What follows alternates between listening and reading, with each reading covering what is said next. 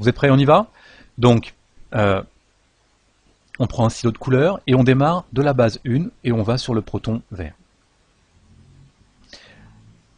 On fait basculer la liaison ici sur la double liaison, enfin sur la simple liaison pour former une double liaison, c'est double liaison O, et la simple liaison ici carbone-oxygène bascule sur le proton rouge et de nouveau bascule sur la charge positive.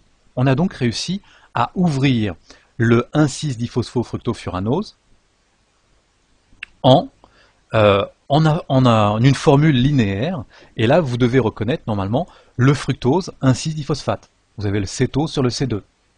Et le carbone 1 est phosphorylé, le carbone 6 est phosphorylé. C'est le fructose 1,6-diphosphate linéaire. D'accord? L'étape suivante. Qu'est-ce qui se passe au niveau de l'étape suivante? Le B2, il reste B2. Le NH2, il gagne une charge positive, et puis cet azote, tout à coup, va se lier, donc va faire une quatrième liaison. Normalement, un azote, ça a 3 liaisons. 1, 2, 3. Et là, il y en a une quatrième. Donc, globalement, il va gagner une charge positive. Ça veut dire que le doublé d'électrons, là, est venu faire une quatrième liaison. Bien évidemment, sur un atome susceptible de délocaliser des électrons, c'est-à-dire, il est tombé, ce doublé d'électrons est tombé sur une fonction céto, ici.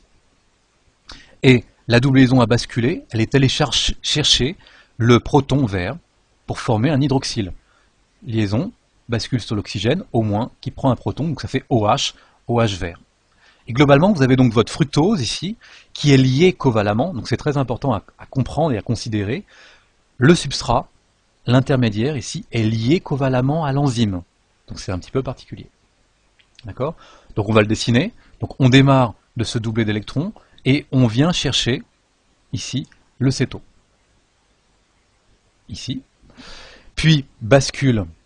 Alors on aurait pu le faire dans l'autre sens plutôt, comme ça, ici. La double liaison bascule, prend le proton vert qui bascule sur le B1 pour donner B1 tout court.